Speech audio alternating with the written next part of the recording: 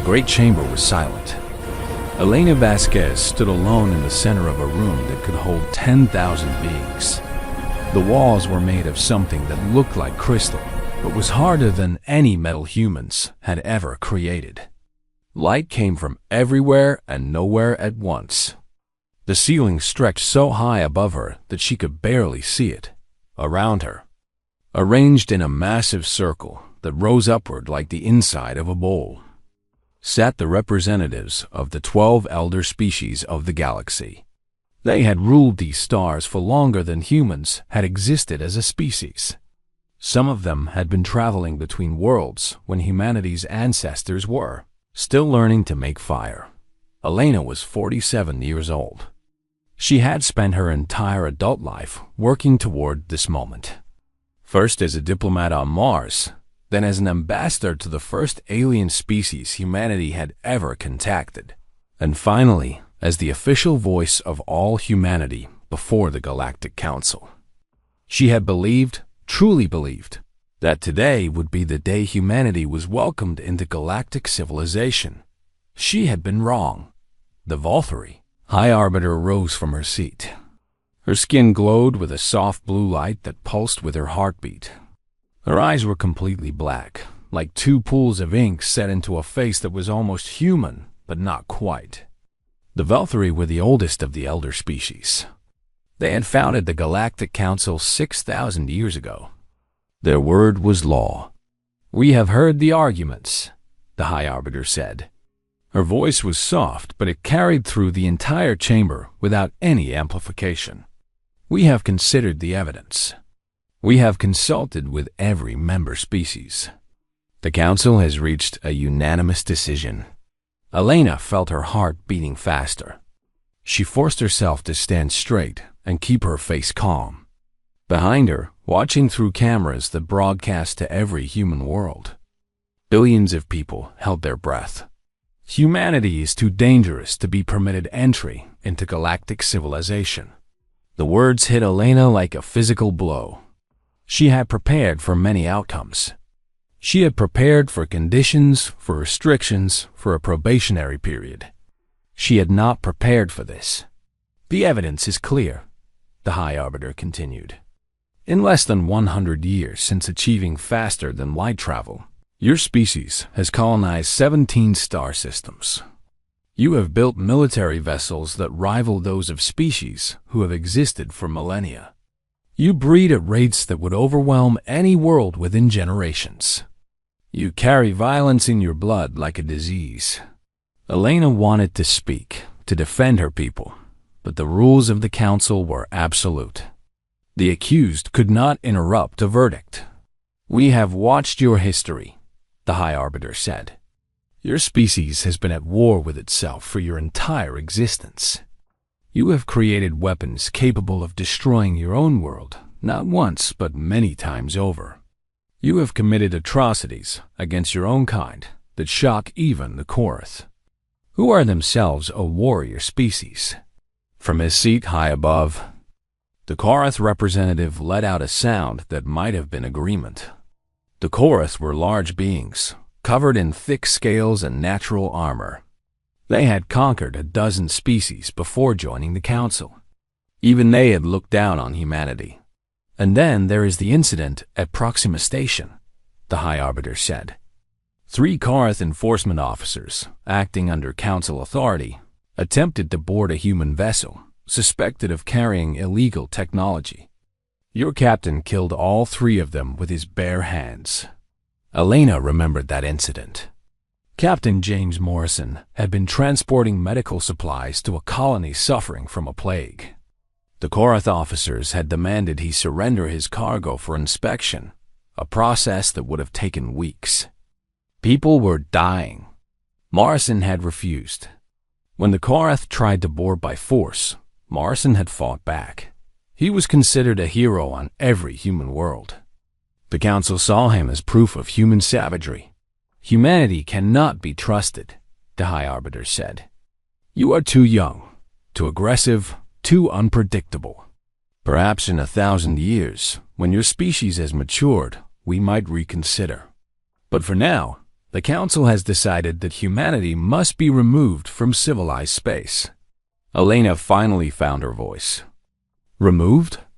What do you mean, removed? You will be exiled, the High Arbiter said. There was no emotion in her voice. She might have been discussing the weather. Humanity is hereby banished to the terminus expanse beyond the galactic rim. You will have 50 cycles, approximately 50 of your Earth years, to evacuate all human presence from Council space. Any human found within our borders after that time will be executed on sight. The chamber erupted in sounds of approval from the gathered representatives. The Korath stamped their feet. The Dazari, beings of pure energy contained in crystalline forms, flickered in what might have been applause. Only a few species remained silent, but none spoke against the verdict.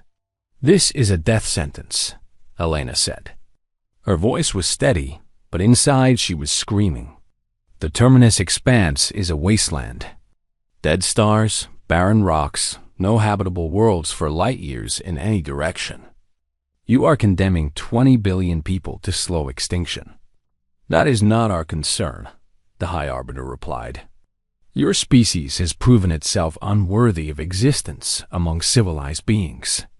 What happens to you in the expanse is your own affair. Perhaps you will survive. Perhaps you will not.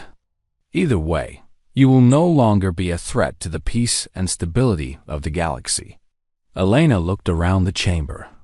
She looked at the Velthari with their glowing skin. She looked at the Korath with their armored bodies. She looked at the dozens of other species, each one ancient beyond human comprehension, each one looking at her with contempt or indifference or something worse than either. She had come here with hope. She had come here believing that the galaxy was big enough for everyone, that humanity's energy and creativity would be welcomed, that the elder species would see humans as potential friends and partners. Instead, she had found only fear and prejudice, dressed up in the language of law and order. Something changed in Elena Vasquez in that moment. Something that had been soft became hard. Something that had been hopeful became cold. May I speak? She asked.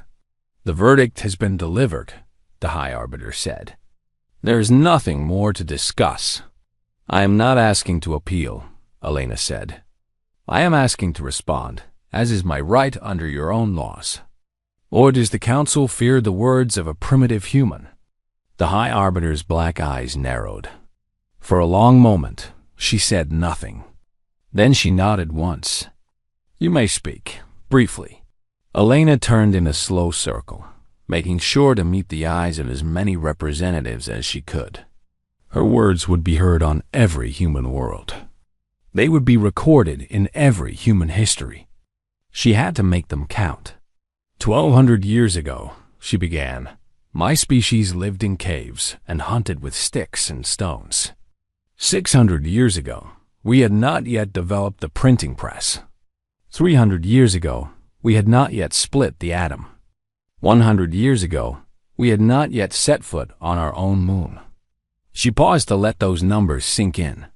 In the span of time it takes a Velthari child to learn to walk. Humanity went from living in dirt to reaching the stars. You call us dangerous. You are right. We are dangerous. We are the most dangerous species this galaxy has ever seen. Murmurs rippled through the chamber. The Korath representative leaned forward, his small eyes fixed on Elena with new interest. But we did not come here as conquerors, Elena continued. We came here as students, as traders, as friends. We offered you our art, our music, our stories. We offered you our science, our medicine, our technology.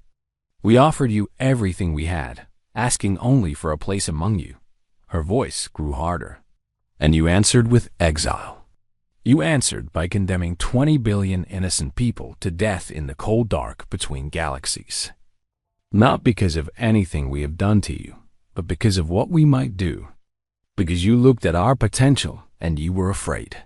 The High Arbiter started to speak. But Elena raised her hand. I am not finished.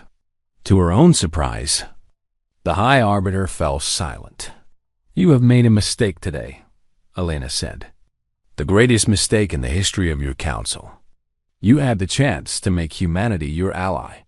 You had the chance to channel our energy, our creativity, our drive toward building something greater than any of us could build alone. Instead, you chose to make us your enemy." She turned to face the High Arbiter directly. "My people will go to the terminus expanse, as you have commanded. We will obey your verdict, because we are not the savages you believe us to be.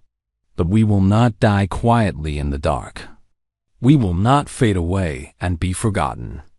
We will survive. We will grow. We will remember." Elena's voice dropped to something barely above a whisper, but it carried through the entire chamber.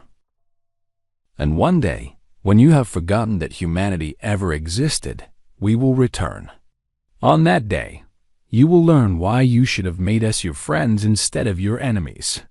On that day, you will understand what it truly means to be afraid." She turned and walked toward the exit. Her footsteps echoed in the sudden silence.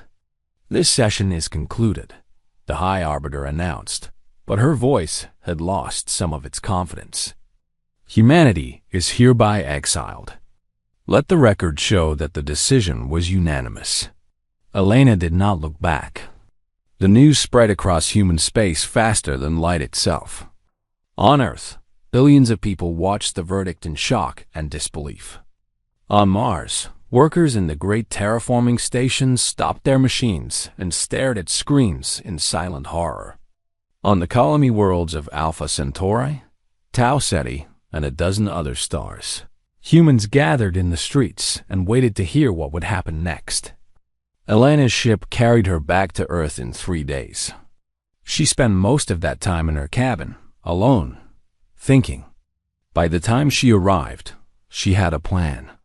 The leaders of Earth's nations had already gathered. Presidents and prime ministers, chancellors and premiers, all of them united for the first time in human history by a common enemy. They waited for Elena in the Great Assembly Hall of the United Earth Government, a building that had been constructed specifically for humanity's entry into the galactic community. Now it would serve a different purpose. "They have given us 50 years, Elena told them. 50 years to move 20 billion people to a region of space where no one has ever lived. 50 years to build new homes on dead worlds around dying stars. 50 years to either survive or perish." She looked at the faces around her. She saw fear. She saw anger. She saw despair. But she also saw something else, something that gave her hope. She saw determination. "The Council believes this sentence is a death penalty," Elena continued. "They believe we will fight among ourselves, that we will waste our remaining years in pointless conflict, that we will arrive in the terminus expanse broken and divided and ready to die." She smiled, and there was no warmth in it. "They do not know us. They do not understand what humanity is capable of when we are united by a common cause. They look at our history of war and see only savagery. They do not see that we have always been at our best when our backs are against the wall, when survival itself hangs in the balance." She activated the holographic display behind her. A map of the galaxy appeared, with human space highlighted in blue and the terminus expanse marked in red at the very edge. "We have 50 years, she said. "That is not much time, but it is enough. Enough to move our people. Enough to build new homes. Enough to prepare for what comes next." The President of the United Americas spoke up. "What exactly do you mean by what comes next, Ambassador?" Elena turned to face him. "The Council has made their intentions clear. They see humanity as a threat to be eliminated. Even if we go quietly into exile, even if we give them no reason to fear us, they will eventually come to finish what they started. They cannot allow a species as dangerous as ours to exist, not even in the wasteland they have condemned us to." She paused. "So we have a choice. We can spend our exile waiting to die, hoping that the Council will forget about us or change their minds. Or we can use the time they have given us to prepare, to build, to grow strong enough that when they finally come for us, they will find not the broken remnants of a dying species, but something far more dangerous. You are talking about war, the Chancellor of Europa said. War against species that have been traveling between stars for thousands of years. War against enemies who outnumber us 100 to 1. I am talking about survival, Elena replied. The Council has declared that humanity has no right to exist. I say we prove them wrong. I say we take everything they have given us, the exile, the isolation, the death sentence, and we turn it into strength. I say we use these 50 years not to prepare for death, but to prepare for the day when we return to Council space and demand the respect that was denied to us today. The room was silent for a long moment. Then, slowly, the President of the Pan-African Union rose to his feet. I speak for 3 billion people, he said. 3 billion people who have been told they are not worthy of living among the stars. 3 billion people who have been condemned to die in darkness by species who have never known hardship, never known struggle, never known what it means to fight for survival. He looked around the room, meeting the eyes of his fellow leaders. My ancestors survived slavery. They survived colonization. They survived centuries of oppression and discrimination. And they emerged stronger for it every time. If the Council believes that exile will break humanity, they have not been paying attention to our history. One by one, the other leaders rose to their feet. They came from different nations, different cultures, different backgrounds. They had spent centuries fighting each other over resources and territory and ideology. But in that moment, they were united as humanity had never been united before. We accept the exile, Elena said. We will leave Council space within the time they have allowed. We will obey their laws and their verdicts. But we will not accept defeat. We will not accept death. We will not accept that humanity's story ends in a graveyard of dead stars at the edge of the galaxy. She raised her hand, and the other leaders raised theirs. Today, we begin the greatest project in human history. Today, we begin building not just new homes, but a new humanity. Stronger, smarter, more unified than we have ever been. And when the Council finally comes to see what their exile has created, they will wish they had shown us mercy when they had the chance. The exodus began the next day. Ships that had been built for exploration were converted to carry colonists. Factories that had been producing consumer goods switched to manufacturing survival equipment. Scientists who had been studying alien technology began working on ways to make human technology better. 50 years was not much time, but humanity had never needed much time to accomplish the impossible. As the first wave of ships left Earth orbit, heading for the distant darkness of the terminus expanse, Elena Vasquez watched from her office window. She was old enough to know that she would probably not live to see humanity's return to Council space. But she had planted the seed. She had given her people a purpose. The Council had tried to bury humanity in the darkness between stars. They did not know that they had only planted a seed, and that from that seed would grow something terrible and beautiful and unstoppable. They would learn. In time, they would all learn. 50 years had passed since the exile. Admiral Marcus Chun stood on the observation deck of Forge Station, the largest structure humanity had ever built. It hung in the void between two dead stars, a massive wheel of metal and light that stretched for nearly 100 kilometers in every direction. Around it, like children gathered around their mother, floated dozens of smaller stations and hundreds of ships in various stages of construction.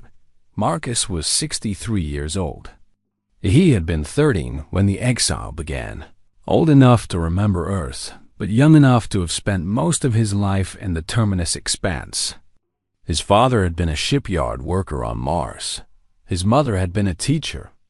Both had died during the long transit, the terrible journey that had carried humanity from their homes to this wasteland at the edge of the galaxy. Nearly 2 billion people had died during those first years. The cold of space, the failure of life support systems, the despair that drove some to take their own lives, all of it had taken its toll. Of the 20 billion humans who had begun the exodus, only 18 billion had survived to reach the terminus expanse. But they had survived. And they had kept their promise. "Admiral," a voice said behind him. Marcus turned to see his executive officer, Commander Sarah Williams, approaching. She was young, only 32, born in the expanse to parents who had never known any home but the darkness. The construction crews report that the Defiance will be ready for final testing by the end of the week. Marcus nodded. The Defiance was the first of a new class of warship, designed from the ground to fight the elder species of the galaxy. It was larger than any vessel humanity had ever built, more heavily armed, more heavily armored. But more important than its size was its technology done in the 50 years since the Exile. Human scientists had not been idle. Cut off from galactic trade, they had been forced to develop their own solutions to every problem. They had taken the few pieces of alien technology they had managed to bring with them and studied them until they understood not just how they worked, but why they worked. Then they had improved upon them. The drives that powered the Defiance were 3 times faster than anything the Council species used. Its weapons could punch through shields that had been designed to stop attacks from vessels that existed 1,000 years ago. Its armor was made from materials that did not exist in nature, created in laboratories by scientists who had spent decades pushing the boundaries of physics. "Good," Marcus said. "What about the training simulations?" "Fleet readiness is at 94%, Sarah replied. "The crews are eager, Admiral. They've been waiting for this their entire lives." Marcus understood that eagerness. Every human born in the Terminus Expanse had grown up on stories of the exile, of the injustice that had been done to their grandparents and great-grandparents. They had been raised to remember, to hate, to prepare. The Council had hoped that exile would break humanity's spirit. Instead, it had forged that spirit into something harder than steel. "The Council believes we are dying out here," Marcus said, looking out at the construction yards. Their scouts occasionally passed through the edges of the expanse, looking for signs of human activity. They find abandoned stations, drifting wrecks, evidence of failure and decay. He smiled grimly. "They find exactly what we want them to find." It had been Elena Vasquez's idea, implemented in the early years of the exile and continued ever since. Whenever Council scouts approached, humans would retreat to hidden bases deep within the most inhospitable regions of the expanse. They would leave behind decoys, empty stations, damaged ships, recordings of distress calls that would never be answered. The Council species believed that humanity was slowly dying, as they had intended. They believed that the exile had succeeded, that the dangerous humans were no longer a threat. They had stopped paying attention decades ago. They had no idea what was really happening in the darkness. Marcus turned away from the window and walked with Sarah toward the command center. Along the way, they passed through corridors filled with people, engineers, soldiers, scientists, civilians. All of them wore the uniform of the Terran Dominion, the government that had emerged in the early years of the exile to unite all of humanity under a single banner. The Dominion was not a democracy, not in the way the old Earth governments had been. It was a meritocracy where advancement was based solely on ability and dedication. The best rose to the top, regardless of where they came from or who their parents had been. The inefficient, the corrupt, the lazy, they were weeded out and assigned to tasks better suited to their abilities. Some had called it harsh. Some had called it unfair. But no one could argue with the results. In 50 years, Humanity had gone from a scattered collection of refugees to a unified civilization, spanning hundreds of hidden bases throughout the terminus expanse. They had built shipyards and factories, farms and hospitals, schools and universities. They had raised a generation that knew nothing but the goal of survival and eventual return. The command center was a massive room, filled with screens and holographic displays. Officers monitored everything from ship movements to resource allocation to intelligence, gathered from the occasional scout who managed to slip into council space undetected. "Show me the latest intelligence reports," Marcus ordered. A holographic map appeared in the center of the room. It showed the galaxy as humanity's spies had mapped it, with council space marked in blue and the terminus expanse in red. Between them was a vast buffer zone, patrolled by council ships and defended by automated weapons platforms. The Korath have been increasing their military presence along the border, one of the intelligence officers reported. "They appear to be concerned about something, though we are not sure what." Marcus studied the map. The Korath were the most aggressive of the council species, the ones who had been most eager to see humanity exiled. They were also the nearest to the terminus expanse, their empire stretching along the border like a wall. "They should be concerned," Marcus said quietly. "In a few more years, they will understand why." The plan had been developed decades ago, in the early years of the exile. Humanity could not simply charge back into council space and expect to win. Even with their technological advantages, they were outnumbered by a factor of hundreds to one. A direct confrontation would lead to their destruction. Instead, they would be patient. They would wait until the time was right, until their forces were strong enough and the council's attention was elsewhere. Then they would strike at the weakest point, taking territory and resources that would allow them to grow even stronger.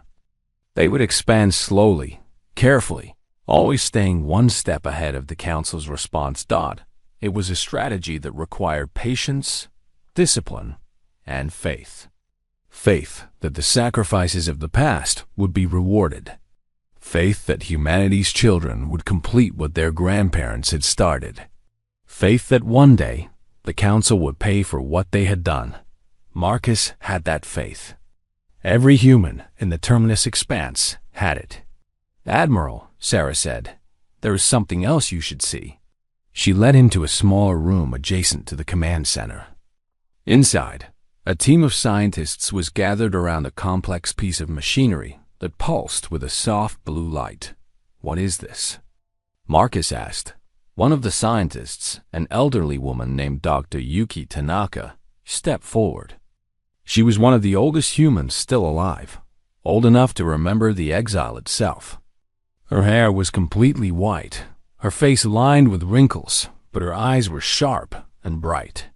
"This is the culmination of 50 years of research," she said. "We have finally cracked the secret of Velthari shield technology." Marcus felt his heart skip a beat.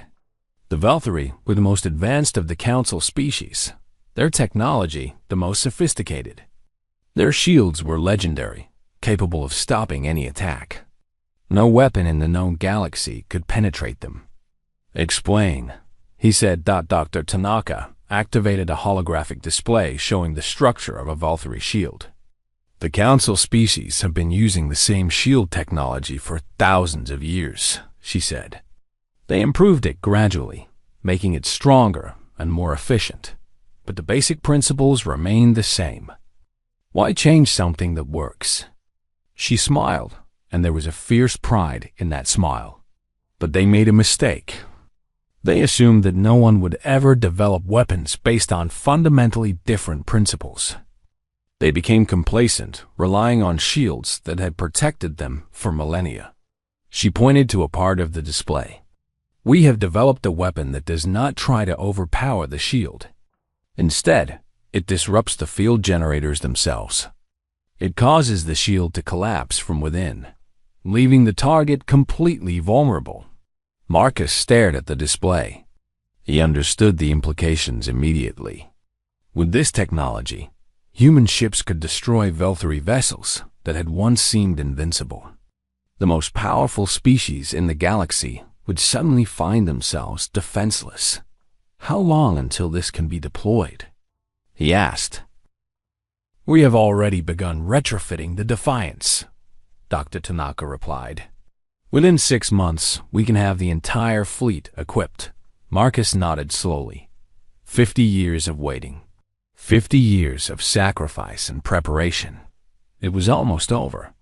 There is something else, Doctor, Tanaka said. Her voice became softer, more personal. I was there, in that chamber, when the High Arbiter delivered the verdict. I was part of Ambassador Vasquez's staff. Marcus looked at her with new interest. I did not know that. Elena was my friend, Dr. Tanaka continued. She died 10 years into the exile, from a disease we did not yet have the medicine to cure. But before she died, she made me promise something. What did she make you promise? She made me promise that I would live long enough to see humanity return. She made me promise that I would be there when the Council understood their mistake. Dr. Tanaka's eyes glistened with tears that she refused to let fall. I am 97 years old, Admiral. I have outlived my children and most of my grandchildren. I have watched humanity rebuild itself from nothing in this wasteland, and I have kept my promise. I am still here. She straightened her back, and for a moment, Marcus could see the young woman she had once been, standing beside Elena Vasquez in the chamber of the Galactic Council. I intend to be there when we go home. Marcus put his hand on her shoulder. You will be, Doctor. I promise you that. Over the following months, the final preparations accelerated. Ships that had been under construction for years received their finishing touches. Crews that had trained in simulations for decades practiced with real weapons and real targets. Supplies were stockpiled, strategies were refined, and every possible contingency was planned for. Throughout it all, humanity maintained its deception. Council scouts continued to find evidence of decay and failure.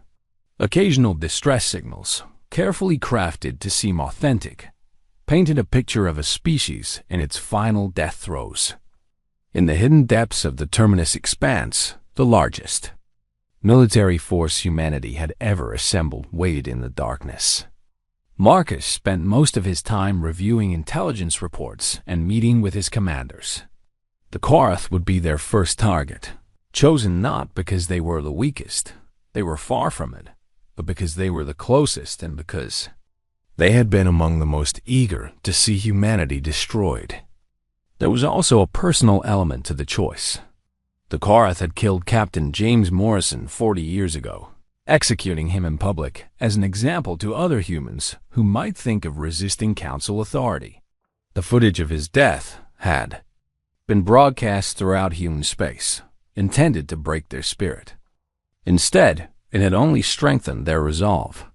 One night, as Marcus was reviewing the final attack plans, Sarah came to his quarters with a bottle of something that might have been wine. It was made from genetically modified grapes grown on one of the hidden agricultural stations, and it was not particularly good. But it was theirs, made by human hands from human crops, and that gave it a value no imported luxury could match. Tomorrow we begin, Sarah said, pouring 2 glasses. Tomorrow we begin, Marcus agreed. They drank in silence for a moment. Outside the window, the stars of the Terminus Expanse glittered cold and distant. Beyond them, invisible but ever-present, lay the galaxy that had cast humanity out. Do you ever wonder if we are doing the right thing? Sarah asked. Marcus considered the question carefully. The Council gave us a choice, he said finally. Submit or die. We refused to submit, and we refused to die. What else could we do? We could have tried to negotiate. Tried to prove that we are not the monsters they believe us to be. We tried that, Marcus reminded her. Elena Vasquez spent her entire life trying that. The Council did not want negotiation. They did not want proof. They wanted us gone, and they did not care whether we went quietly or screaming. He set down his glass and looked at his executive. Officer with the eyes of a man who had spent his entire life preparing for war. I do not hate the council species, he said. Not even the Korath. Hate requires too much energy, and we have needed all our energy for other things. But I will not apologize for what we are about to do. The council declared war on humanity the day they exiled us. We are simply finishing what they started. Sarah nodded slowly. The troops are ready. The ships are ready. The weapons are ready. And the people? The people have been ready for 50 years. Marcus smiled, and there was no warmth in it, only determination. Then tomorrow, we stop hiding. Tomorrow, we show the galaxy what humanity has become. Tomorrow, the council learns why they should have killed us when they had the chance. He raised his glass one final time. To humanity. To humanity, Sarah echoed. They drank, and outside the window, the stars waited. In his private quarters, later that night, Marcus found himself looking at a photograph that had been passed down through his family for generations. It showed Earth as seen from orbit blue, and green and beautiful, wrapped in white clouds, floating in the darkness of space. He had never seen Earth himself. The planet had been abandoned during the Exodus, left behind for the council to claim or ignore as they wished. But he had grown up with stories of it, with images of it, with a longing for it that he knew he would never satisfy. We will not go back, he said quietly, speaking to the image as if it could hear him. Earth is lost. The past is lost. But we will build something new, something greater. And we will never let anyone take it from us again. He put the photograph away and went to sleep. Tomorrow would be the first day of humanity's return. Tomorrow, the exile would end. Tomorrow, the war would begin. In the darkness of the terminus expanse, hidden from the eyes of the galaxy, 1,000 ships powered up their engines and prepared to move. In their crews, tens of thousands of humans checked their weapons and reviewed their orders. In command centers across 100 hidden bases, officers watched their screens and waited for the signal. At exactly midnight, ship time, Marcus Chun sent a single message to every human vessel and every human base in the terminus expanse. It contained only 3 words. We are coming. The long dark was over. Now came the fire. The Korath patrol ship Vengeance of the Ancestors drifted through the outer reaches of the Zellner system, its crew bored and restless. They had been assigned to border patrol duty 6 months ago, watching for threats that never came from a species that everyone knew was dying. Commander Krathvar sat in his command chair and stared at the empty void on his screens. The terminus expanse stretched before him, a vast darkness that contained nothing but dead stars and ancient dust. Somewhere in that darkness, the humans were supposedly clinging to life, slowly fading into extinction as the council had intended. Krathvar had fought humans once, decades ago, during the final days of the exile. He remembered them as small, soft creatures, barely worth the effort of killing. The only interesting thing about them had been their refusal to surrender, their insistence on fighting even when victory was impossible. It had been almost admirable in a pathetic sort of way. Now they were gone, or nearly so. Occasional scout reports spoke of abandoned stations and drifting wreckage, of distress calls that went unanswered, and worlds that had been stripped of resources by a desperate, dying people. Some of the younger Korath complained about being assigned to watch over a graveyard, but Krathvar understood the importance of the duty. Until the last human was confirmed dead, the border had to be watched. Commander, his sensor officer said, I am detecting a ship approaching from the expanse. Krathvar sat up slightly. A human ship? It had been years since they had seen one. Most likely another refugee vessel, limping toward council space in hopes of finding mercy that would not be given. One ship? He asked. Yes, Commander. Small, Appears to be a scout-class vessel. Weapons?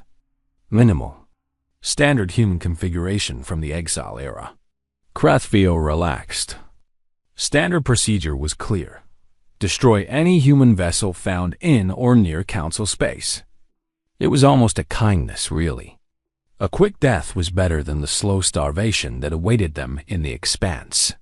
Move to intercept, he ordered. Weapons ready. This will be quick. The vengeance of the ancestors was 100 times larger than the human scout ship and armed with weapons that could crack a small moon. The battle, if it could be called that, should be over in seconds. But as they approached, something strange happened. Instead of fleeing or sending desperate pleas for mercy, the human ship turned toward them. It accelerated, moving faster than any human vessel had ever been recorded moving, and headed straight for the Korath patrol ship. "Commander," the sensor officer said, his voice uncertain, "the human vessel is increasing speed." They are attacking us." Krathvior actually laughed. A scout ship attacking a Korath patrol vessel? It was suicide. Brave, perhaps, but utterly pointless. "All weapons, fire at will," he ordered. The vengeance of the ancestors unleashed a barrage that should have vaporized the human ship instantly. Plasma bolts and kinetic rounds filled the space between the two vessels. A storm of destruction that nothing should have been able to survive. The human ship did not even slow down. Krathvar watched in disbelief as the tiny vessel dodged through his weapon's fire with impossible agility, moving in ways that should have been physically impossible. Its shields that were supposed to be 50 years out of date deflected the few shots that actually hit it. "Increase fire," Krathvior shouted. "All batteries." More weapons came online, filling space with even more destruction. And still the human ship came on, untouched, unstoppable. And now Krathvior could see that it was charging its own weapons. Weapons that glowed with a strange blue light he had never seen before. The human ship fired once. The vengeance of the ancestors. Pride of the Korath border fleet died in an instant. The blue beam cut through their shields as if they did not exist, passed through their armor like it was made of paper, and struck the ship's reactor. The explosion lit up the darkness of space for a brief moment, then faded into nothing. Commander Krathvior had just enough time to understand that everything he believed about humans was wrong before he ceased to exist. 73 years after the exile, humanity announced its return date within a week. 12 more Korath patrol ships had been destroyed. Within a month, the entire border defense network had gone dark. The Korath scrambled to respond, pulling ships from their interior systems and sending them to the border, but they were too slow. By the time their reinforcements arrived, human forces had already pushed into Korath space. Admiral Yuki Tanaka, granddaughter of the scientist who had cracked Velthari shield technology, commanded the human fleet from the bridge of the Defiance. At 35, she was young for an admiral, but she had proven herself in countless simulations and in the few small engagements that had been fought in the depths of the Terminus Expanse. She was exactly the kind of leader humanity needed, brilliant, ruthless, and completely dedicated to the mission. "Report," she said, studying the tactical display that filled the center of her bridge. "The Korath are falling back to their second defensive line," her operations officer reported. "They are consolidating their forces around the Krath system, their regional military headquarters. Casualties? Minimal on our side. We have lost 4 ships, all to accidents or mechanical failures. Enemy casualties are in the hundreds of vessels." Yuki nodded.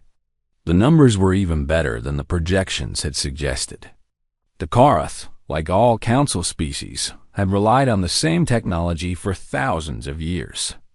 They had improved it gradually, making it more efficient and reliable.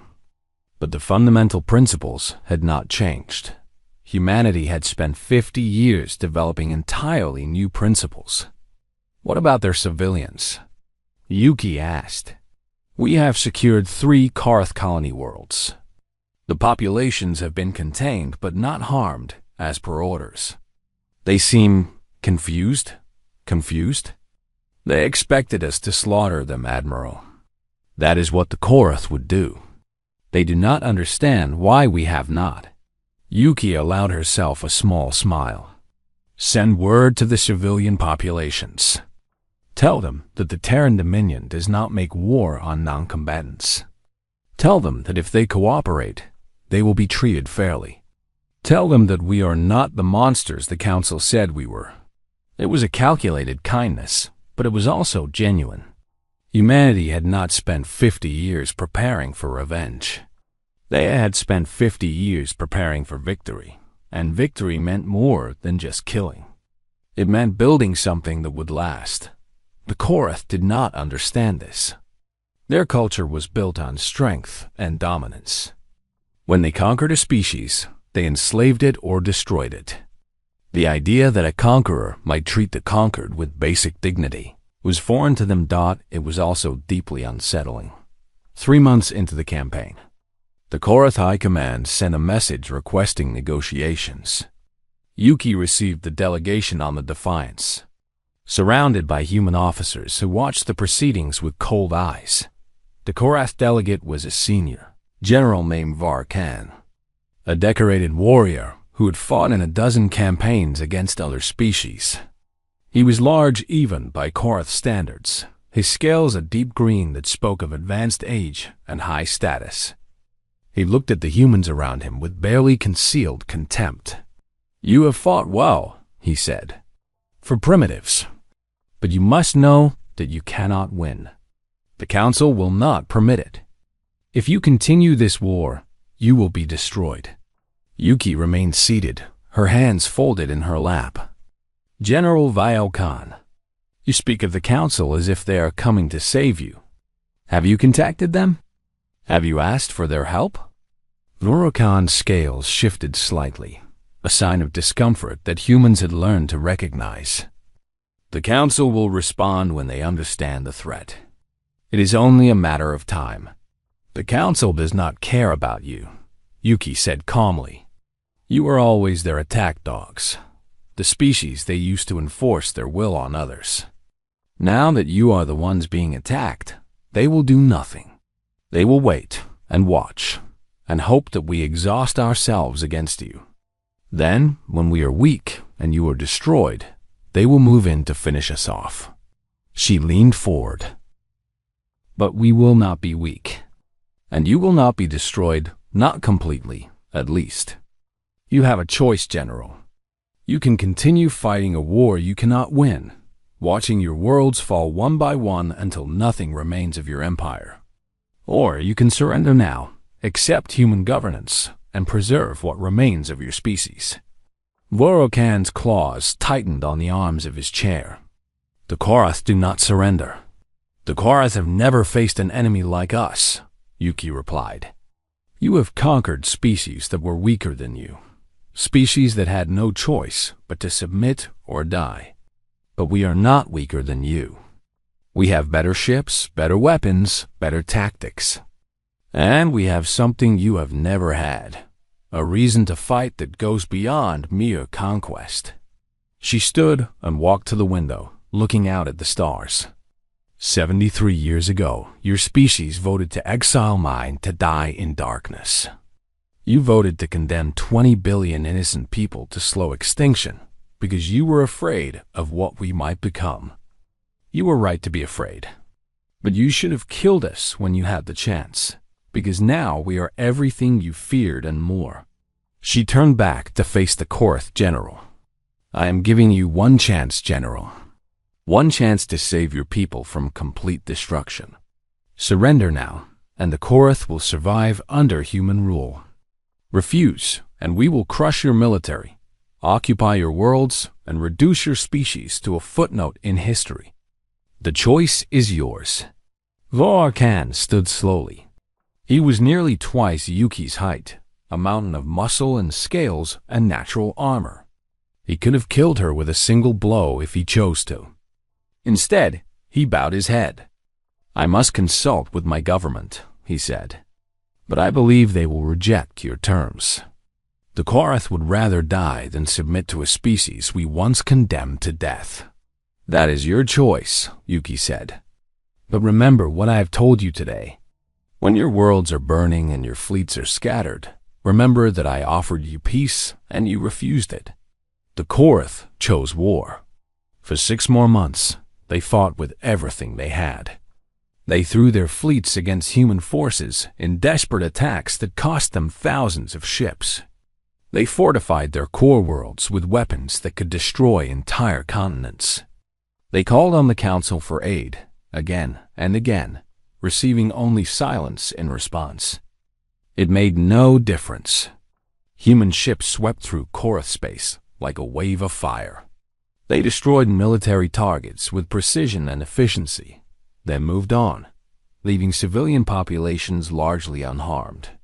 They captured shipyards and factories, turning Korath industry to human purposes.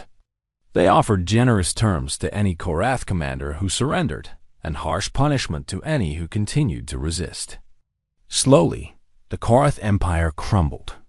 The final battle took place in orbit around the Korath homeworld, a planet called Krath Prime that had been the center of their civilization for 10,000 years. Every remaining Korath warship had gathered there for a last stand, a fleet of nearly 1,000 vessels determined to defend their world to the death. The human fleet outnumbered them 2 to 1. Admiral Tanaka watched the battle from her command chair, directing her forces with calm precision. The Korath fought bravely. She had to give them that.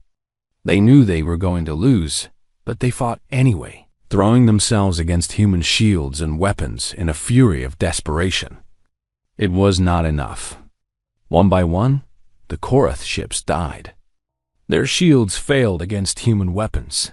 Their armor cracked. Their crews perished in the cold of space. By the end of the day, the entire Korath defense fleet had been reduced to floating wreckage. "Send a message to the surface," Yuki ordered. "Tell them it is over."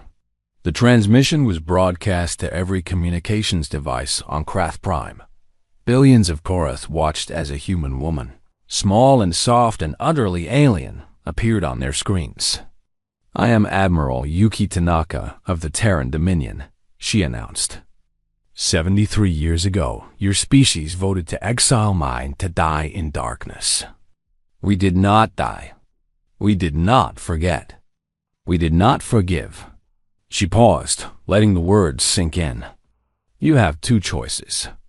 Surrender unconditionally and accept human governance, or watch your worlds burn.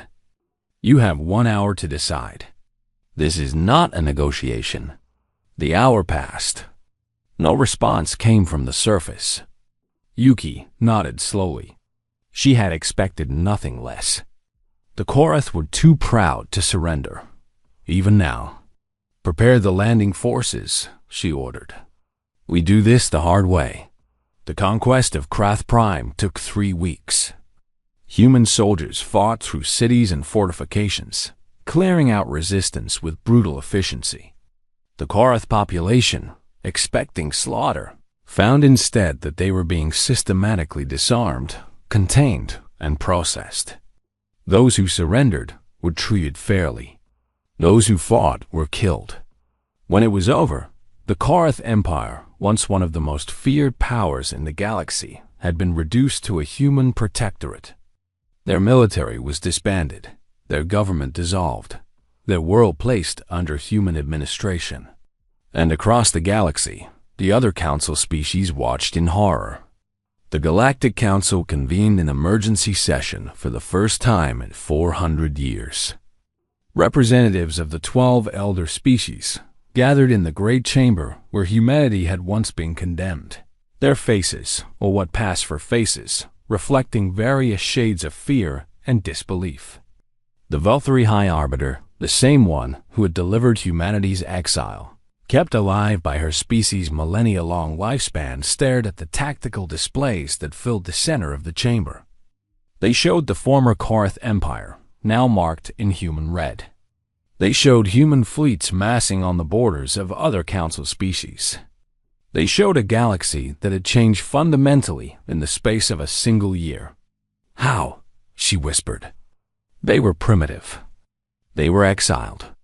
They were supposed to die. A junior analyst, a young Dasari who had been assigned to study human activities, stepped forward. "High Arbiter, our intelligence was catastrophically wrong. The humans did not spend the past 70 years dying. They spent it preparing." She activated a holographic display showing the hidden infrastructure of the Terminus Expanse, the shipyards, the factories, the research stations, the training facilities. All of it had been invisible to Council scouts, hidden behind a carefully maintained facade of decay and failure. Every resource they had went into military development, the analyst continued. Every mind, every generation, every sacrifice, all focused on a single goal. They did not just survive the exile, High Arbiter. They used it. They used the time we gave them to become something we cannot defeat. The chamber fell silent. For the first time in thousands of years, the Galactic Council faced an enemy they did not know how to stop. "There must be a way," one of the representatives said. "We outnumber them hundreds to one. If we unite our forces..." The Korath had hundreds of ships, the High Arbiter interrupted. "The humans destroyed them in months. Our technology is based on the same principles as theirs. We would fare no better. Then what do?" The High Arbiter looked at the tactical display, at the red tide of human expansion spreading across the galaxy like a bloodstain. "We do what we should have done 73 years ago," she said quietly. "We try to negotiate." But even as she spoke, she knew it was probably too late for that. Humanity was no longer asking for a place among the stars. They were taking one. The fall of the Korath Empire sent shockwaves through the galaxy. Species that had ruled their corners of space for millennia suddenly found themselves facing an impossible choice: fight a war they could not win, or submit to the species they had once condemned to death. Some chose to fight. The Vorn Collective, insectoid beings who communicated through chemical signals, threw their combined hive fleets against human forces in a desperate attempt to halt the advance. They outnumbered the humans 10 to 1. It made no difference. Within 4 months, the Vorn homeworld had fallen and their queen had been captured. The mechanical consensus, a civilization of artificial intelligences that had achieved sentience thousands of years ago, calculated that they could defeat humanity through attrition. Their ships needed no crews. Their factories could produce replacements faster than humans could destroy them. Their patience was infinite. They were wrong. Human weapons disrupted their control signals, turning their ships into drifting hulks. Human hackers invaded their networks, corrupting their programming, turning them against each other.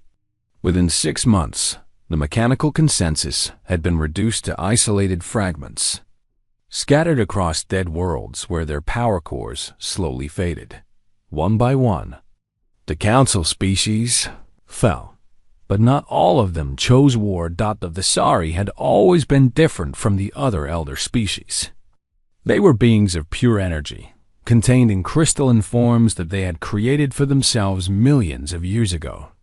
They valued knowledge above all else, maintaining vast archives that contained the history of every species they had ever encountered. They'd been among the few who voted against humanity's exile, though their objections had been overruled by the majority. When human forces approached their borders, the Dasari did something unprecedented. They opened their archives and offered them freely. Supreme Commander David Okantuj met with the Dasari delegation on a neutral station in the space between their territories. He was a large man, dark-skinned and powerfully built, with the calm eyes of someone who had seen too much violence to be excited by it anymore. He had risen through the ranks of the Terran Dominion's military through a combination of tactical brilliance and genuine concern for the lives of his soldiers. He was known for his fairness, his honesty, and his complete willingness to destroy anything that threatened humanity's survival. The Thesari representative was named Crystalline Voice of Memory. Its form was an intricate structure of light and crystal, roughly humanoid in shape, but clearly alien in every detail.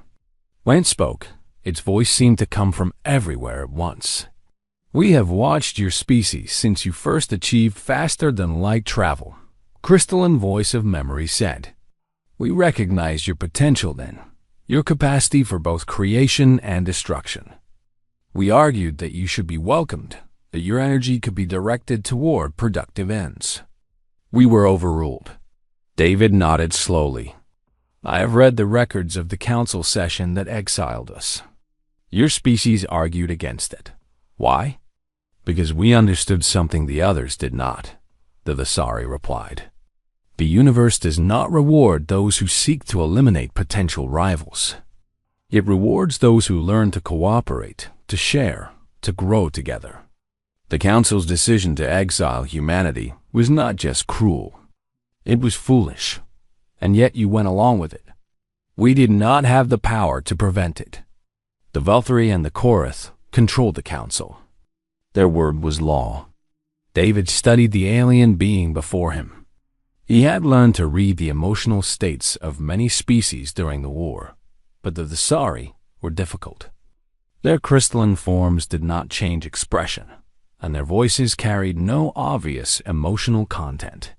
"What do you want?" he asked finally. "We want to survive," Crystalline Voice of Memory replied. "We want to preserve our archives, our knowledge, our culture. We want to continue our existence in whatever form your species will permit. You could have fought. Your technology is advanced. Your resources are vast. You might have lasted longer than the Korath. And in the end, we would have lost anyway. Your weapons are more advanced than ours. Your tactics are superior. And your people have a motivation that we could never match. You fight not just for territory or resources, but for vindication, for justice, for the chance to prove that the Council was wrong about you." The Thesari's crystalline form pulsed with a soft light. "We choose not to fight that kind of enemy. We choose, instead, to recognize the truth. The age of the Council is over. The age of humanity has begun. We wish to be part of that new age, rather than a casualty of it." David considered this for a long moment. The Terran Dominion's policy was clear. Those who resisted would be crushed. Those who cooperated would be treated fairly but firmly. The Thesari were offering more than cooperation. They were offering their complete submission, along with archives that contained knowledge accumulated over millions of years. Thought it was a valuable offer. But David was not in the habit of making decisions based solely on value. "Why should I trust you?" he asked. "Your species has worked alongside the Council for thousands of years. You may have objected to our exile, but you did nothing to prevent it. You did nothing to help us during the Long Dark. Why should I believe that you will be loyal to humanity now?" "Because we have no other choice," Crystalline Voice of Memory replied. "And because we recognize something that the other Council species still refuse to admit. You are not the monsters they claimed you were." David raised an eyebrow. "We have conquered half a dozen civilizations in the past 2 years. We have killed billions. How does that make us not monsters? You could have killed far more. You could have exterminated every species that opposed you, as the Korath would have done in your place. Instead, you offered terms.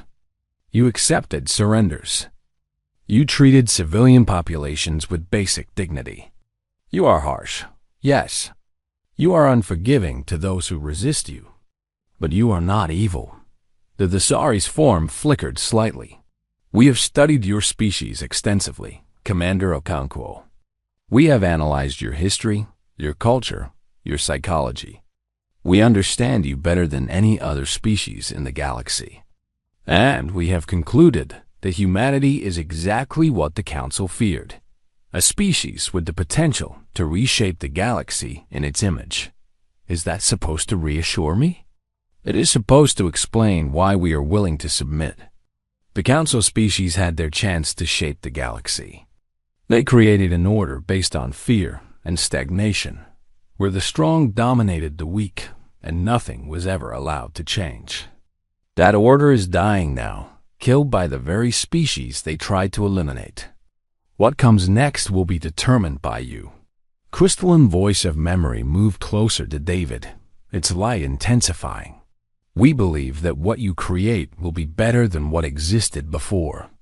Not perfect, not utopian, but better. And we wish to be part of creating it. David studied the alien being for a long moment. Then, slowly, he nodded. Very well.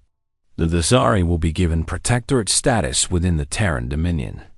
You will retain control of your internal affairs, subject to oversight by human administrators. Your archives will be made available to human researchers, and your knowledge will be shared freely. In exchange, you will receive the protection of our military and access to our technology. He leaned forward slightly. But understand this. If you betray us, if you conspire against us, if you do anything to threaten human interests, we will destroy you as thoroughly as we destroyed the Karth. This is your one chance. Do not waste it. We understand, Crystalline voice of memory replied. And we accept. The Dasari became the first alien species to voluntarily join the Terran Dominion. They would not be the last. As word spread of humanity's treatment of cooperating species, others began to reconsider their options.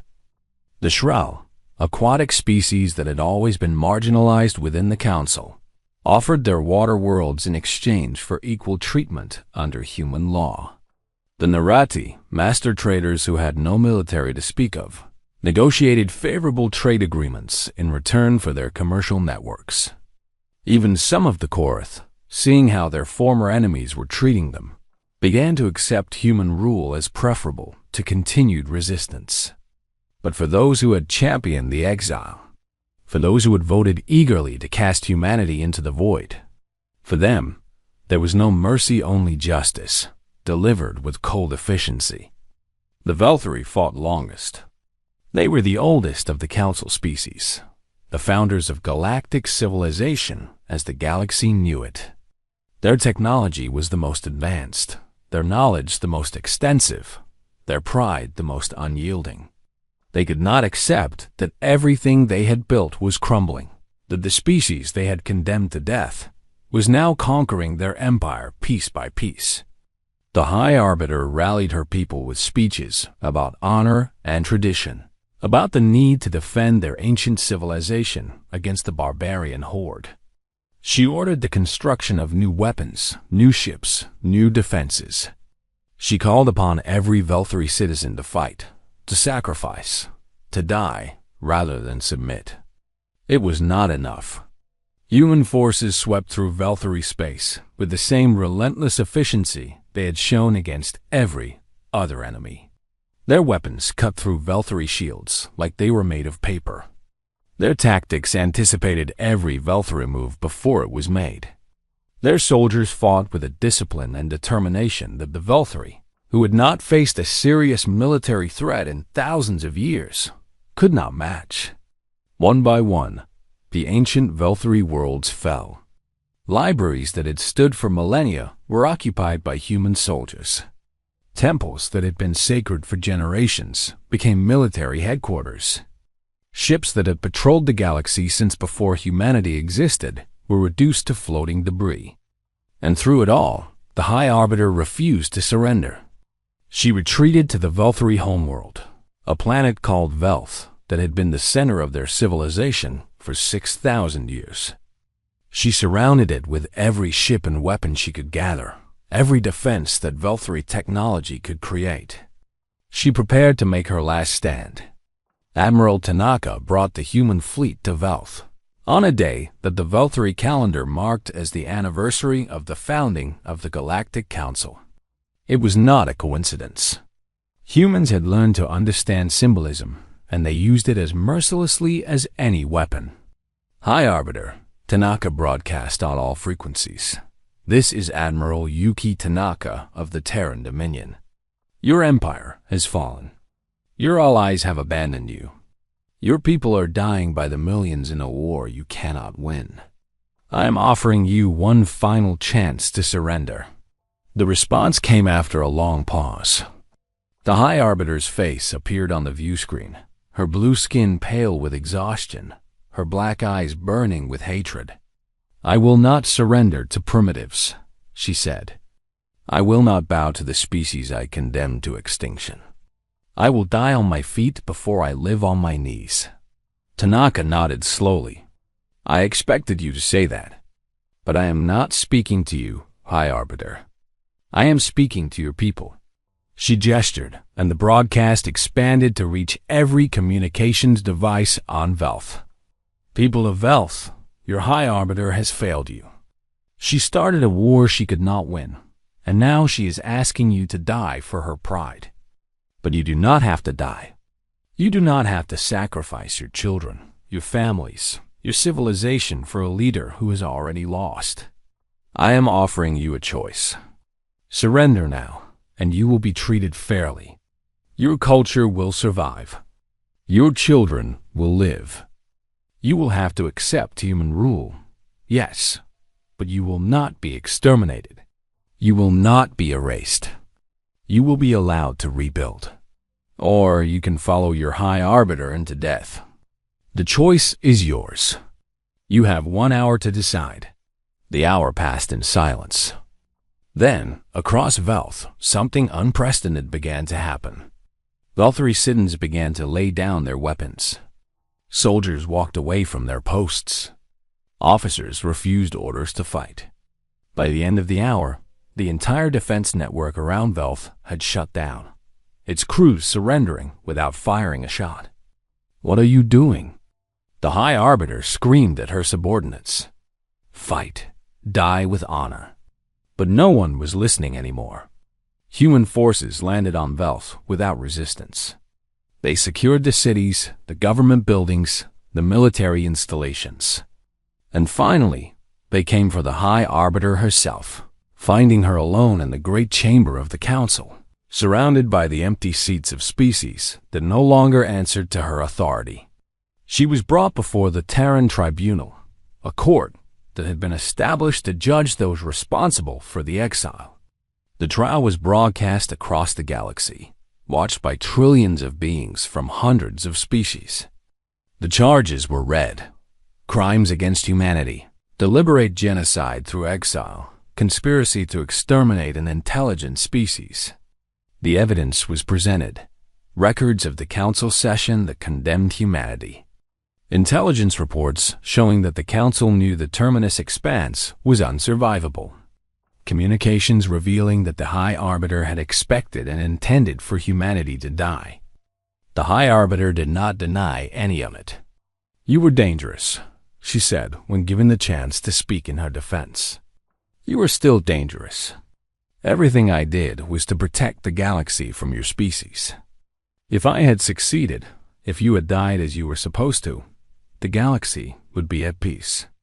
Instead, look at what you have done. You have conquered half of civilized space. You have killed billions. You have destroyed an order that stood for thousands of years.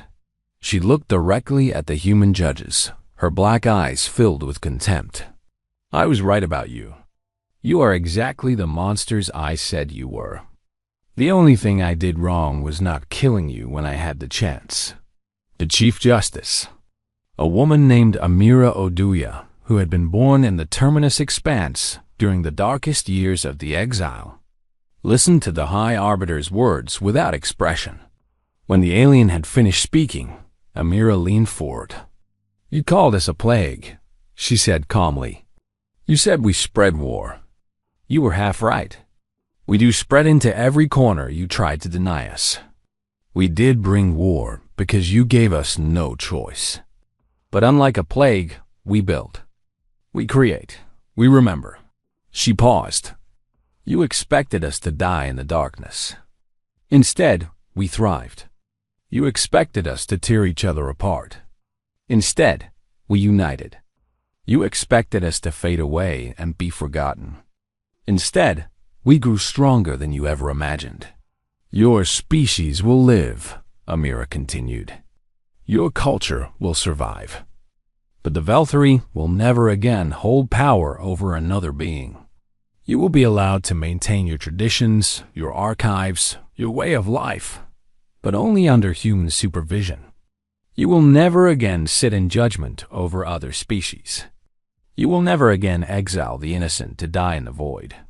She stood. That is the price of your judgment. That is the cost of what you did to us. You have been found guilty, High Arbiter. You will spend the rest of your natural life in confinement, watching as the galaxy you tried to control learns to live without you. The High Arbiter was led away. She did not struggle, did not protest. She simply walked, her ancient body bent, her glowing skin dimmed, the last remnant of an age that had ended. In her cell, she would live for another 300 years, watching as humanity rebuilt the galaxy she had ruled, watching as species she had dominated learned to govern themselves, watching as the order she had created was replaced by something new and strange and frighteningly vital. She never apologized. She never admitted she was wrong. But in her final days, witnesses reported that she sometimes whispered to herself in the darkness, repeating the same phrase over and over, "We should have killed them all." Outside the prison, the galaxy continued to change. Human administrators took over Velthari territories, implementing the same policies they had used elsewhere. Harsh but fair, demanding but not cruel. They allowed local customs to continue where they did not conflict with human law. They built schools where Velthari children learned alongside human children. They created opportunities for those who were willing to work within the new system. Some Velthari resisted. They formed underground movements, plotted rebellion, dreamed of restoring their ancient glory. Human intelligence services found them, arrested them, and sent them to work camps on distant worlds. The resistance faded, replaced by grudging acceptance, then by something that might almost be called cooperation. The age of the Council was over. The age of humanity had begun. And across the galaxy, billions of beings, human and alien alike, looked toward a future that no one had expected, wondering what it would bring. David Okonkwo stood on the observation deck of his flagship, looking out at the stars. Behind him, aides and officers went about their business, managing an empire that spanned a third of the galaxy. "Sir," one of his aides said, "the final reports from Velth have arrived. The transition is proceeding smoothly." David nodded without turning around. "Good. What about the other former council species?" The Dazari continued to. 200 years had passed since the exile. Chancellor Amara Osei stood at the window of her office in the Capitol building of Nova Terra, the world humanity had built to serve as the heart of their new civilization. Outside, towers of glass and steel rose toward a sky that had been carefully engineered to match the blue of Earth, the world humanity had left behind so long ago. Flying vehicles moved through the air in orderly patterns, carrying citizens from a dozen different species about their daily business. Thought it was a far cry from the darkness of the Terminus expanse, where her great-great-grandparents had struggled to survive in the years after the exile. Amara was 73 years old, which made her middle-aged by the standards of the era. Medical technology had advanced tremendously since the early days of the Terran Dominion, and humans could now expect to live well past 150 years in good health. She had spent most of those years in public service, rising through the ranks of the civilian government that administered the vast territories humanity had conquered. The Terran Dominion was not what it had been in those early, desperate years. The military dictatorship that had been necessary for survival had gradually given way to something more democratic, more representative, more concerned with the welfare of all its citizens, human and alien alike. It had not been an easy transition. There had been conflicts, disagreements, even a brief civil war when some of the old military leadership refused to give up power. But in the end, the forces of reform had won. Now, the Dominion was governed by an elected chancellor and a galactic assembly where representatives from every member species had voice and vote. It was not a perfect system, no system was, but it was far better than the old council had ever been. Amara's aide, a young Dasari named Crystal Song of Tomorrow, entered the office. "Chancellor, the assembly is waiting. Are you ready?" Amara turned from the window. "As ready as I will ever be." Today was the 200th anniversary of the exile, and Amara had been asked to deliver a speech commemorating the occasion. It was an honor, but also a burden. What do you say about an event that changed the course of galactic history? How do you honor the sacrifices of those who suffered while also celebrating how far humanity had come? She had been working on the speech for weeks, writing and rewriting, trying to find the right words. She was still not entirely satisfied, but the time for preparation was over. The Galactic Assembly met in a building that had been constructed specifically for the purpose. A massive structure that could hold representatives from over 100 species. It was built in a style that combined elements from a dozen different architectural traditions, creating something that belonged to everyone and no one. As Amara entered the main chamber, she was greeted by the sight of thousands of beings, some humanoid, some decidedly not arranged in concentric circles around a central podium. Humans sat beside the Sari, who sat beside Karth, who sat beside species that had not even been known to exist when humanity was exiled. The old boundaries between conqueror and conquered had blurred over the centuries, replaced by something more complicated and more hopeful.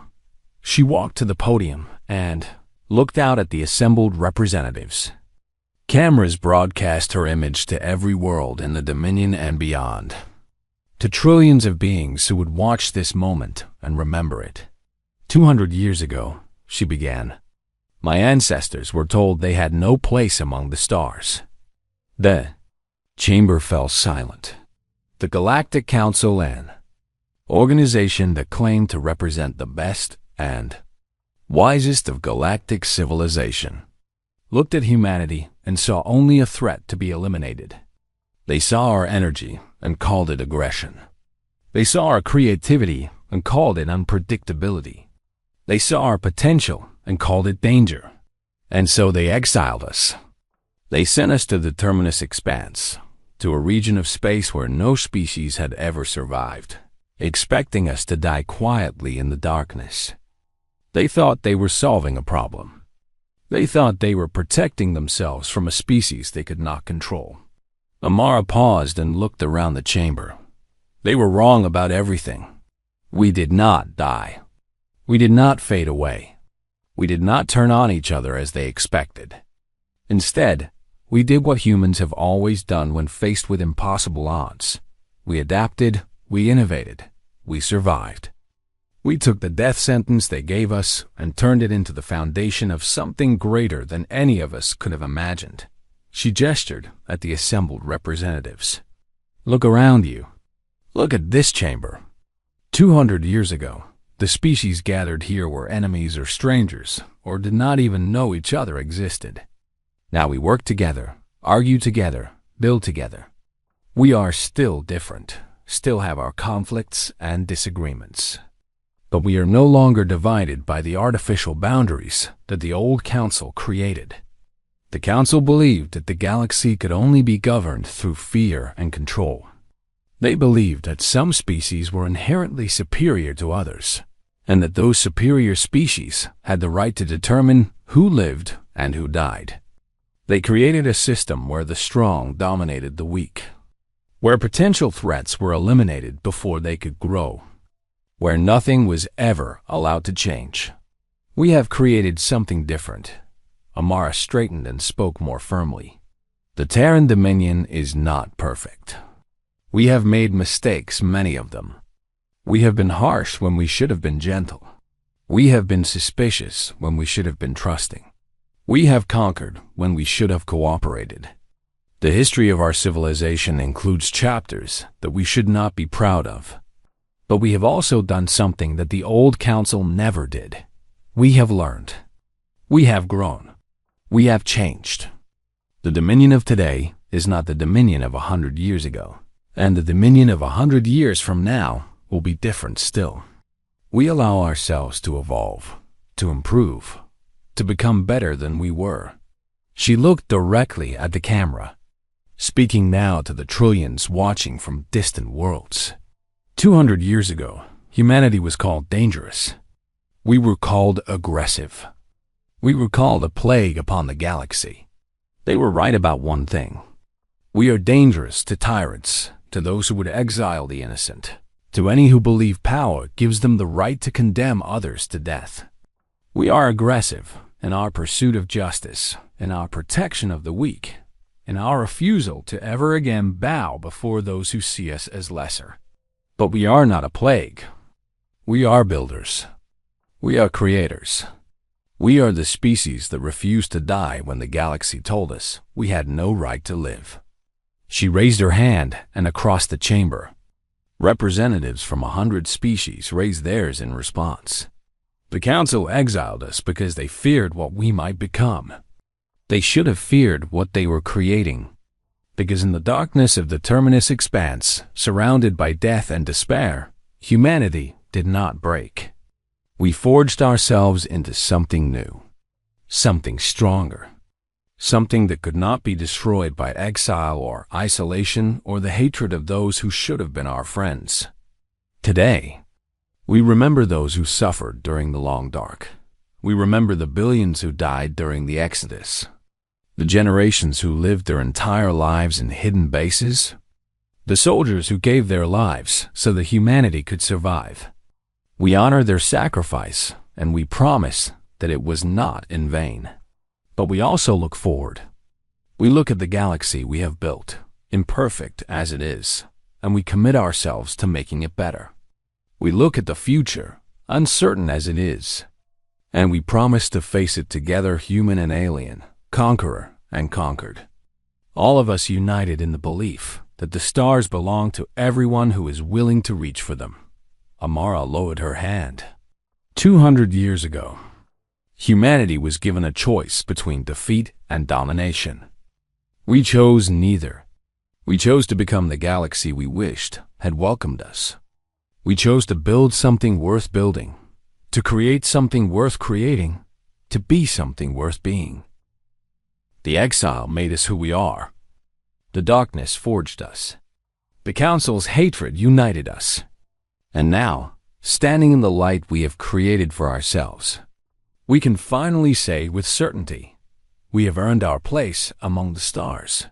She smiled, and there was warmth in it now, not the cold determination of her ancestors, but something gentler, something that spoke of healing and hope. Welcome to the future, everyone. Let us build it together. The chamber erupted in applause. Humans clapped. The sari flickered with light. Kara stamped their feet in their traditional gesture of approval. Even the representatives of species that had once been enemies of humanity joined in, acknowledging the truth of what they had heard. The galaxy had changed. It would continue to change. And for the first time in 200 years, that change felt like something to celebrate rather than something to fear. After the ceremony, Amara walked through the gardens outside the assembly building. The gardens had been designed to include plants from hundreds of worlds, creating an environment where any species could find something familiar. Human roses grew beside the sari light flowers. Karth battle cacti stood near Shral water lilies. She was not alone. An old woman walked beside her, moving slowly but steadily. Her name was Keiko Tanaka, and she was the last living member of the generation that had fought in the wars of conquest. At 217 years old, she was one of the oldest humans alive, kept going by medical technology and sheer stubbornness. Keiko had been a young officer in the fleet that destroyed the Korath Empire. She had fought in the Battle of Velth, watched the High Arbiter being led away in chains, helped administer the conquered territories in the difficult years that followed. She had seen everything that humanity had done, both the good and the bad. "You gave a good speech," Keiko said. "Elena would have been proud." "Elena Vasquez?" "Yes, she was my grandmother's friend. Did you know that?" "They worked together during the first years of the exile. My grandmother always said that Elena was the one who gave humanity its purpose, not just to survive, but to come back stronger." Amara nodded. "I have read her speeches. They are required study in our schools. Reading them is not the same as having lived through those times," Keiko said. "You speak of the long dark as history. For my generation, it was our lives. We grew up knowing that everything we did was preparation for a war that might not come in our lifetimes.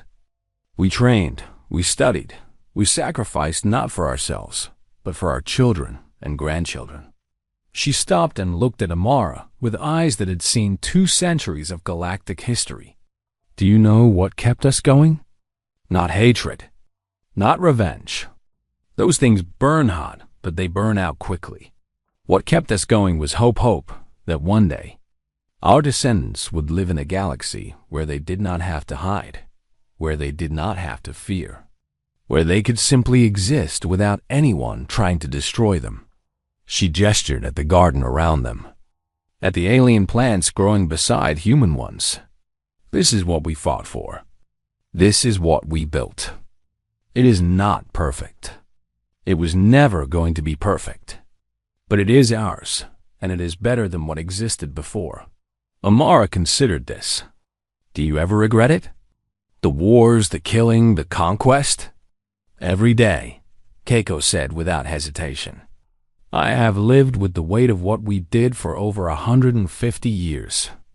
I've watched former enemies become friends and wondered if we could have achieved the same result without so much bloodshed.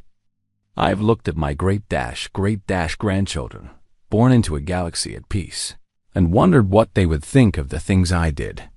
She smiled sadly. "But I do not apologize for it. The Council gave us no choice. They decided that humanity had no right to exist, and they acted on that decision. We could have accepted their verdict and died quietly, or we could have fought back and lived. I chose to fight. I would make the same choice again." They walked in silence for a moment. Then Keiko spoke again. "The galaxy still needs humanity, you know? Not as conquerors anymore, but as builders, as protectors, as the species that remembers what it is like to be powerless and refuses to let anyone else experience that fate." "I know," Amara said. "That is what I try to be every day." "Good." Keiko nodded firmly. "Then the exile was worth it. All the suffering, all the sacrifice. It was worth it because it created people like you. People who can build something better than what we destroyed." She turned to face Amara directly. "I will not live much longer. Even our medicine cannot keep the body going forever. But before I die, I want you to promise me something." "What?" "Promise me that you will never forget where we came from. Promise me that no matter how powerful humanity becomes, no matter how peaceful the galaxy seems, you will remember the darkness. Remember the exile. Remember what happens when one species decides that another has no right to exist. And remember this, we were not the monsters the Council said we were. We proved that through our actions, through the civilization we built, through the mercy we showed to those who surrendered. If we ever become the monsters they feared, then everything we sacrificed will have been for nothing." Amara took the old woman's hands in hers. "I promise," she said. "I will remember, and I will make sure that humanity never forgets." Keiko smiled. It was the smile of someone who had lived through hell and come out the other side. Someone who had seen the worst that the universe could offer and had not lost faith in the possibility of something better. "Good," she said. "Then I can die in peace." She did not die that day or for several months afterward. But when she finally passed, peacefully in her sleep, her last words were reported to be, "We came home." The memorial service was attended by representatives from every species in the Dominion. Humans wept beside the sorry. Karth warriors stood at attention next to shrill water beings. Even a few Velthari came to pay their respects to an enemy who had become, over the long years, something almost like a friend. And across the galaxy, on every human world and every alien world that had joined the Dominion, people paused to remember the generation that had survived the exile and built a civilization from nothing. They had been called many things: refugees, survivors, conquerors, monsters. But in the end, they were simply human, a species that had refused to die when the universe told them they had no right to live, and had created something beautiful from the darkness they had been condemned to. The exile had been intended as a death sentence. Instead, it had become a beginning. On the wall of the Exile Memorial on Earth, which humanity had eventually reclaimed, restoring the planet to a pale shadow of its former glory, an inscription had been carved in letters 10 meters tall. It read, "They tried to bury us. They did not know we were seeds." Below it, in smaller letters, was a list of names, all 20 billion humans who had been alive at the time of the exile, preserved forever in stone as a reminder of where humanity had come from and how far they had traveled. Visitors came from across the galaxy to see the memorial. They came to learn about the exile, about the long dark, about the wars of conquest that had reshaped galactic civilization. They came to understand the species that had done impossible things, that had refused to accept the fate the Council had decreed for them. And they came away understanding something that the High Arbiter had never grasped. Something that the Council species had learned too late. Humanity could not be destroyed by exile or darkness or the hatred of those who feared them. Because in the end, humans were not just survivors. They were builders. And they would keep building until the stars themselves burned out. Far above the memorial, ships moved through the void, human ships and alien ships, military vessels and commercial freighters, explorers heading toward the unknown regions beyond the former Council space. The galaxy was larger than anyone had imagined, and there was still so much to discover, so much to learn, so much to build. The exile was over. The darkness was behind them, and the future stretched out before humanity like an infinite promise, waiting to be fulfilled. This was the legacy of the exile. This was what the Council's cruelty had created. Not defeat, not destruction, but a civilization that would endure until the end of time itself. Pax Humana, the peace of humanity, built from exile, forged in darkness, and destined to last forever.